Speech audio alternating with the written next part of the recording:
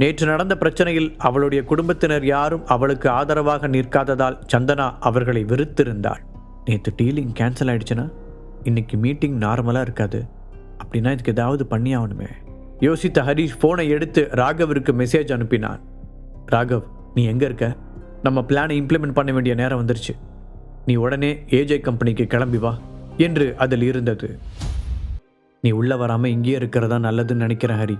அவங்க எல்லாரும் உன் மேலே ரொம்ப கோபமாக இருக்காங்க. சந்தனா அவனிடம் கிசுகிசுத்தாள்.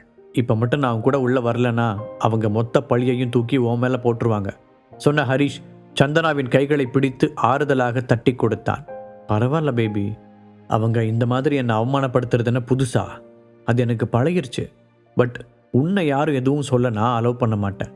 அதுக்காக தான் நான் உன் கூட வரேன் என்று அவன் சொன்னதை கேட்டதும் சந்தனாவிற்கு நெகிழ்ச்சியாக இருந்தது.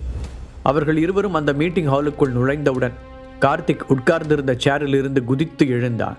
டேய், என்ன நெஞ்செழுத்தம் இருந்தால் நீ இங்கே வந்திருப்ப. நீ மட்டும் இல்லைனா நேத்தே எங்களோட ஷேர்ஸை வித்திருப்போம். எங்களோட எல்லா பிரச்சனையும் தீர்ந்திருக்கும் என்று அவன் ஹரிஷை பார்த்து கத்தினான். நேற்று உன் ஃப்ரெண்டை போலீஸ் கூட்டிகிட்டு போனதை நீ பார்க்கலையா? ஏன்னா சண்டையை முதல்ல ஆரம்பித்தது அவன்தான். அப்படி இருக்கும்போது இதில் என்னோட தப்பு என்ன இருக்கு? ஹரீஷும் பதிலுக்கு கேட்டான். நேற்று நீயும் உன்னோட ஹஸ்பண்டும் பண்ண வேலையால் எங்களோட எந்த ஷேர்ஸையும் விற்க முடியாமல் போச்சு. இப்போ நம்ம குடும்பம் எவ்வளோ பெரிய சிக்கல் இருக்குன்னு உனக்கே தெரியும்ல. இதுக்கு என்ன பதில் சொல்ல போகிற சந்திரா? கார்த்திக் சந்தனாவின் பக்கம் லைட்டை திருப்பினான். இதில் நான் என்ன பண்ண முடியும்? சந்தனாவும் எரிச்சலுடன் கேட்டாள். நீங்கள் 2 பேரும் போய் அந்த விஜேந்தர் சிங் காலில் விழுந்து மன்னிப்பு கேட்டு நம்ம கம்பெனியோட ஷேர்ஸை வாங்க வைக்கணும். அப்படி இல்லாட்டி இங்கே நடக்கிறதே வேற. கார்த்திக் சொல்ல ஹரீஷின் கை முஷ்டி இறுகியது. எங்க நீ சொன்னதை திரும்ப சொல்லு, ஹரீஷ் ஆவேசத்துடன் கேட்க கார்த்திக் அப்படியே பின்வாங்கினான். நேற்று விஜேந்தர் சிங் வாங்கிய அடியை அவனும் பார்த்து கொண்டுதானே இருந்தான். போது நிறுத்துங்க. வழக்கம் போல எல்லாம் முடிந்த பிறகு கடைசியாக அனுராதா பாட்டி கோபமாக எழுந்தார். கார்த்திக் சொல்றதுல என்ன தப்பு சந்தனா? முதல்ல உன்னோட அப்பா எங்களை பிரச்சனையில் மாட்டி விட்டான். அதிலிருந்து வெளியே வரதுக்கு கார்த்திக் ஒரு வழியை கண்டுபிடிச்சு கொண்டு வந்தா நீயும் உன் உதவாத ஹஸ்பண்டும் அதை கெடுத்து விட்டுட்டீங்க. அதனால் நீங்கள் 2 பேரும் கார்த்திக் சொல்கிறத செஞ்சு தான் ஆகணும். அந்த விஜேந்தர் கிட்ட மன்னிப்பு கேட்டு நம்மளோட ஷேர்ஸை விற்க ஏற்பாடு பண்ணணும். இது என்னோட ஆர்டர். அனுராதா சொல்லி முடிக்க ஹரீஷ் சத்தமாக சிரித்தார். ஏன் சிரிக்கிற? அனுராதா அவனிடம் ஆத்திரத்துடன் கேட்டார். என்னதான் இந்த வீட்டு ஆளே இல்லைன்னு சொல்லுவீங்க, அப்புறம் எனக்கு எப்படி நீங்கள் ஆர்டர் போட முடியும்? நீங்கள் எல்லாரும் சேர்ந்து செஞ்ச முட்டாள்தனத்துக்கு இப்போ என் ஒய்ஃப் மேலேயே பழி போடுறீங்க. உங்கள் எல்லாரோட பேராசையால் தான் இத்தனையும் நடந்துச்சு. அது உங்களுக்கு ஞாபகம் இருக்கா? அன்னைக்கு மாளவிகாவும் நானும் எவ்வளவோ எடுத்து சொன்னோம். நீங்கள் யாராச்சும் அதை காது கொடுத்து கேட்டிங்களா? கஷ்டப்படாமல் ஈஸியாக வர பணத்து மேலே அவ்வளோ பேராசை இல்லை? அப்படின்னா அதுக்கான தண்டனையும் அனுபவிச்சு தான் ஆகணும் என்று ஹரீஷ் கேட்ட ஒவ்வொரு வார்த்தையும் அவர்களை சாட்டையால் அடித்தது போல இருந்தது. இருந்தாலும் அதை ஒத்துக்கொள்ளதான் யாரும் தயாராக இல்லை. பாட்டி, நான் ஒன்று சொல்லட்டுமா? உண்மையிலேயே ஒரு குடும்பத்தோட தலைவராக இருக்கிறதுக்கு தேவையான அடிப்படை தகுதியே உங்ககிட்ட இல்லை. எப்பவும் உங்கள் தராசோட பக்கம் ஒன் சைடாக தான் இறங்கியிருக்கு. ஹரீஷ் நேருக்கு நேராக சொல்ல அனுராதா கோபத்தில் கொந்தளித்தார். முதல்ல இங்கிருந்து வெளியே போடா. யாராவது இவனை தூக்கி வெளியே போடுங்க, இப்பவே, இந்த நிமிஷமே, ஆக்ரோஷத்துடன் கத்தினார் அவர். அதையும் ட்ரை பண்ணி தான் பாருங்களேன். ஹரீஷ் கொஞ்சம் கூட பயம் இல்லாமல் அமைதியாக சொன்னான். நேற்று நடந்த அந்த சண்டையை பார்த்த யாருக்குத்தான் அவன் மீது கை வைக்க துணிச்சல் வரும்? நிலைமை கண்ட்ரோலை மீறி போவதை பார்த்த சந்தனா ஹரீஷின் கையை பிடித்து இழுத்தாள். போதும் ஹரி, இதுக்கு மேலே வேற எதுவும் சொல்லாத. பாட்டி ஏற்கனவே ரொம்ப கோபமாக இருக்காங்க என்று மெதுவான குரலில் சொன்னாள். நீ ஒன்றும் கவலைப்படாத சந்தனா. இவங்க எல்லாருமே உன்கிட்ட வந்து நிற்கிற நாள் வரும். அவளுடைய தோளில் கை போட்ட ஹரீஷ் அங்கிருந்தவர்களை பார்த்து கொண்டே சவால் விடுவது போல சொன்னான். அதை கேட்ட ஃபேமிலி மெம்பர்ஸ், என்ன அர்த்தத்தில் இதை சொல்கிறான் இவன்? நாம போய் சந்தனா கிட்ட கெஞ்சிக்கிட்டு நிற்போமா? இது நம்புற மாதிரியா இருக்கு என்று தங்களுக்குள் பேசத் தொடங்கினர். அனுராதா பாட்டி ஹரீஷும் சந்தனாவும் இருக்கும் நெருக்கத்தை பார்த்து அவர்கள் இருவரும் ஒருவரை ஒருவர் தீவிரமாக நேசிப்பதை புரிந்து கொண்டார். அவர் மீண்டும் ஏதோ சொல்ல வர அப்போது அங்கே வந்த ஸ்டாஃப் ஒருவர், hello madam, Hara கம்பெனியிலிருந்து mister Raghav உங்களை பார்க்க வந்திருக்காங்க என்று சொன்னார். உடனே பாட்டியிடம் ஒரு பரபரப்பு வந்தது. அவர் சேரில் இருந்து எழுந்து நிற்க தனது அசிஸ்டன்ட்களுடன் ராகவ் கெத்தாக உள்ளே நுழைந்தார். உங்களை மறுபடியும் டிஸ்டர்ப் பண்ணுறதுக்கு சாரி, நான் இங்கே ஒரு முக்கியமான விஷயமா வந்தேன். ராகவ் சின்ன சிரிப்புடன் சொன்னான்.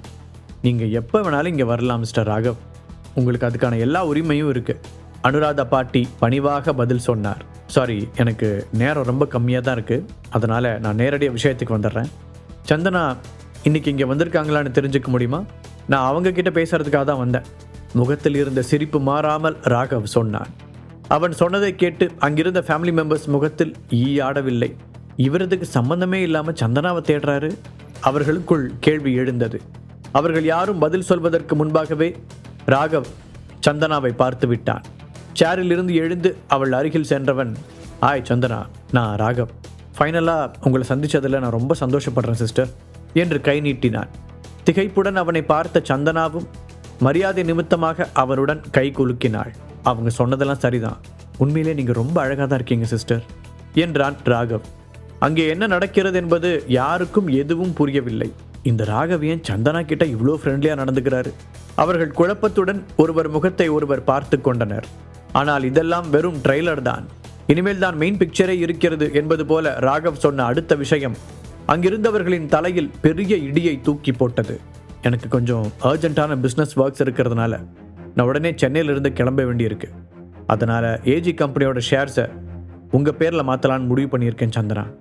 இனிமேல் அந்த கம்பெனியோட 60% ஷேர் உங்கள் பேரில் மட்டும்தான் இருக்கும். நீங்கள் அதை நல்லபடியாக நடத்தி என் நம்பிக்கையை காப்பாற்றி கொடுக்கணும் என்ற ராகவ் தன்னுடைய அசிஸ்டன்ட்களை திரும்பி பார்த்தான். அவர்கள் ரெடியாக வைத்திருந்த டாக்குமெண்ட்ஸையும் பேனாவையும் சந்தனாவிடம் நீட்டினர். இப்போது சலசலவென்று பேசிக்கொண்டே இருக்கும் ஃபேமிலி மெம்பர்ஸ் என்ன பேசுவதென்று தெரியாமல் வாயடைத்து போய் நின்றிருந்தனர். அங்கு நடப்பதையெல்லாம் பார்த்து ஒரு கணம் திகைத்த அனுராதா பாட்டி அடுத்த நொடி சந்தோஷப்பட்டார். அவர்களின் கம்பெனி ஷேர்ஸ் சந்தனாவின் பெயருக்கு மாற்றப்படும் பொழுது அதை அவர்களால் ஈஸியாக திரும்பி வாங்க முடியும் என்பதை நினைத்து அவரின் முகம் பிரகாசித்தது. இந்த ராகவியா இப்படி ஒரு முட்டாள்தனமான முடிவெடுத்தான்? ஷேர்ஸை சந்தனா கிட்ட கொடுத்தா அது ஏஜே ஃபேமிலி கிட்டேயே எல்லா ஷேர்ஸையும் திருப்பி கொடுக்குற மாதிரி தானே நினைத்த அனுராதாவிற்கு அவ்வளவு நேரம் இருந்த கோபம் மாறி உள்ளுக்குள் சந்தோஷம் பொங்கி வந்தது. சிஸ்டர், அப்புறம் நான் இன்னொரு முக்கியமான விஷயத்தையும் சொல்லியாகணும். இந்த ஷேர்ஸோட வேல்யூ 500 crores. நான் உங்களை நம்புறதால மட்டும்தான் இது எல்லாத்தையும் உங்களுக்கு மாற்றினேன். அதை மட்டும் மறந்துடாதீங்க ராகவ் கூற சந்தனா திகைப்பு மாறாமல் அவனை பார்த்தாள். நான் கண்டிப்பாக உங்களோட நம்பிக்கையை காப்பாற்றுவேன் சார். பதட்டமாக பதில் சொன்ன அவள், ஆனால் நான் இன்றைக்கி தான் உங்களை ஃபர்ஸ்ட் டைமாக பார்க்குறேன். நீங்கள் என்னை சிஸ்டர்னு கூப்பிடுறீங்க, அப்புறம் என்னை நம்பி இவ்வளோ பெரிய பொறுப்பை ஈஸியாக தூக்கி கொடுக்குறீங்க, அதுதான் ஏன்னு புரியல என்று கேட்டாள். உடனே ராகவின் முகத்தில் ஒரு பெரிய சிரிப்பு மலர்ந்தது. சந்தனாவின் கேள்விக்கு உடனே பதில் சொல்லாமல் அவன் ஹரிஷை நோக்கி நடந்தான். அதுக்கான ரீசன் என்னன்னா, நீங்கள் ஹரிஷோட ஒய்ஃப். அப்புறம் எப்படி உங்களை நம்பாமல் இருப்பேன்? ராகவ் வெளிப்படையாக சொன்னான். ஹரிஷ் இவங்க தான் உன்னோட ஒய்ஃப்னு முன்னாடியே சொல்லியிருந்தா நான் போன தடவை இங்கே வந்தப்பவே எல்லா ஷேர்ஸையும் அவங்களுக்கு மாற்றி விட்டுருப்பேன் என்று சொல்லிக்கொண்டே ஹரிஷின் வயிற்றில் செல்லமாக குத்தினான் ராகவ். நீ தான் எப்போ பார்த்தாலும் பிஸ்னஸ்னு ஓடிக்கிட்டு இருந்த, மூச்சு விட கூட உனக்கு நேரம் இல்லை. அதனால தான் என்னாலையும் சந்தனாவை உனக்கு இன்ட்ரடியூஸ் பண்ணி வைக்க முடியல. ஹரிஷும் சிரித்து கொண்டே பதில் சொன்னான். அப்பொழுது ராகவின் அசிஸ்டண்ட் அவனுடைய காதில் ஏதோ சொல்ல, ஓகே ஹரிஷ், நான் நைட்டு உங்கள் கூட டின்னர் சாப்பிட்லான்னு நினச்சிக்கிட்டு இருந்தேன். ஆனால் அதுக்குள்ளே எனக்கு ஒரு முக்கியமான வேலை வந்துடுச்சு. நான் உடனே நியூயார்க் போய் ஆகணும். ஸோ இப்போ கிளம்புறேன், பாய் என்று சொல்லியபடி அவன் ஹரிஷை கட்டி பிடித்தான். பதிலுக்கு ஹரிஷும் okay, have a safe trip my friend என்று கூறி வழி அனுப்பி வைத்தான். ராகவ் விடைபெற்று வெளியே சென்ற பிறகும் ஏஜே ஃபேமிலி சுயநினைவுக்கு வர ரொம்ப நேரம் பிடித்தது. அவர்கள் அதிர்ச்சியுடனும் பயத்துடனும் ஹரிஷை பார்த்தனர். இவனுக்கு இன்னும் எத்தனை ஃப்ரெண்ட்ஸ் தான் இருக்காங்க? இத்தனை நாளாக இதெல்லாம் எப்படி நமக்கு தெரியாமல் போச்சு? தீபக், ஐரா, ஏசிபி கயல், இப்போ இந்த ராகவ், எல்லாருமே பவர்ஃபுல்லான பிளேஸில் இருக்கிறவங்க. இவங்கெல்லாம் எப்படி போய் இவங்க கூட ஃப்ரெண்டாக இருக்காங்க? என்னடா நடக்குதுங்க? ஒன்றுமே புரியலையே. எவ்வளவுதான் மண்டையை உடைத்தாலும் அதற்கான பதிலை அவர்களால் கண்டுபிடிக்க முடியவில்லை. ஹரி, மிஸ்டர் ராகவ் உன்னோட ஃப்ரெண்டா? சந்தனா தான் முதலில் ஹரிஷிடம் கேட்டாள். ஆமாம் சந்தனா, நாங்கள் 2 பேரும் நல்ல ஃப்ரெண்ட்ஸ். தலையாட்டிய ஹரிஷ், சந்தனா, ஒரு வழியாக இந்த ஷேர்ஸ் பிரச்சனை தீர்ந்துச்சு. இப்போ நான் போய் என்னோட ஓனர் சொன்ன ஒர்க்ஸை பார்க்கணும். நீ டாக்ஸி புக் பண்ணி வீட்டுக்கு போயிடு. நம்ம ஈவினிங் வீட்டில் மீட் பண்ணலாம். அவள் தூண்டி துருவி கேட்பதற்கு முன்பாக அங்கிருந்து எஸ்கேப் ஆனான். கார்த்திகால் சந்தனாவை நேராக பார்க்கவே முடியவில்லை. அவர்கள் ஃபேமிலி பிஸ்னஸின் 60% ஷேர்ஸ் சந்தனாவின் வசம் வரும் என்று அவர்கள் யாருமே எதிர்பார்க்கவில்லை. இந்த ஷேர்ஸ் கம்பெனியில் அனுராதா பாட்டியை விட சந்தனாவை முக்கியமான ஆளாக மாற்றியிருந்தது. அது அனுராதாவை தொந்தரவு செய்ய அவர் சந்தனாவை கவலையுடன் பார்த்தார். இந்த சிச்சுவேஷனில் என்ன பேசுவதென்றே அவருக்கு தெரியவில்லை. அப்போது சந்தனாவின் ஃபோனில் மெசேஜ் வந்த சத்தம் கேட்க அதை ஓப்பன் செய்து பார்த்தாள். இந்த ஷேர்ஸ் உனக்கு கிடைச்சிருக்க ரொம்ப பெரிய ட்ரம்ப் கார்டு, அதை கெட்டியாக பிடிச்சிக்கோ. என்ன நடந்தாலும் யாருக்கும் அதை மாற்றி கொடுத்துறாத என்று ஹரீஷ் தான் மெசேஜ் அனுப்பியிருந்தான். ஆனால் இப்போது இருக்கும் சந்தனாவிற்கு அதை யாரும் சொல்லவே தேவையில்லை. இந்த கொஞ்ச நாட்களாக நடந்த நிகழ்வுகளால் அவளுக்கு அவளின் ஃபேமிலி மெம்பர்ஸின் மீது வெறுப்பு தான் வந்திருந்தது. அவள் இப்போது முழுமையாக ஹரீஷின் மனைவியாக தன் ஃபேமிலி இன்ஃப்ளூயன்ஸ் இல்லாமல் சுயமாக முடிவெடுக்கும் பெண்ணாக மாறியிருந்தாள். அங்கிருந்து கிளம்பிய ஹரீஷ் நேராக தியானா மீடியாவிற்கு வந்தான். அவன் நேராக ஆஃபீஸ் ரூமிற்குள் சென்று அமர்ந்தபோது அவருடைய பிரைவேட் ஃபோனிற்கு ஒரு கால் வந்தது. ஹலோ, இது மிஸ்டர் ஹரீஷா என்றது ஒரு அமைதியான குரல். ஆமாம், நான் ஹரீஷ் தான் பேசுகிறேன். நீங்கள் யாருன்னு தெரிஞ்சுக்கலாமா? ஹரீஷ் குழப்பத்துடன் கேட்டான். ஏனென்றால் அவனுடைய இந்த பிரைவேட் நம்பர் ரொம்ப குறைவான நபர்களுக்குத்தான் தெரியும். ஹலோ ஹரீஷ், என்னோட பேர் கௌதம். ஆண்டனி தான் உங்களோட நம்பர் கொடுத்தான் என்று அந்த நபர் சொன்னான். ஆண்டனி என்ற பெயர் சொன்னவுடனே அந்த புதியவனுக்கு என்ன வேண்டும் என்பது ஹரீஷுக்கு புரிந்துவிட்டது. என்னோட ஹெர்பல் டேப்லெட் உங்களுக்கு வேணுமா என்று ஹரீஷ் நேரடியாக விஷயத்துக்கு வந்தான். ஆமாம் ஹரீஷ், உங்களோட டேப்லெட் ஒரு மிராக்கிள் மாதிரி இருந்ததா ஆண்டனி சொன்னான். அதனால நீங்க ரேட்டை மட்டும் சொல்லுங்க, நான் கண்டிப்பா பேரெல்லாம் பேச மாட்டேன், கௌதம் வெளிப்படையாக கூறினார். என்னது, நீங்க என்கிட்ட பேரம் பேச போறது இல்லையா?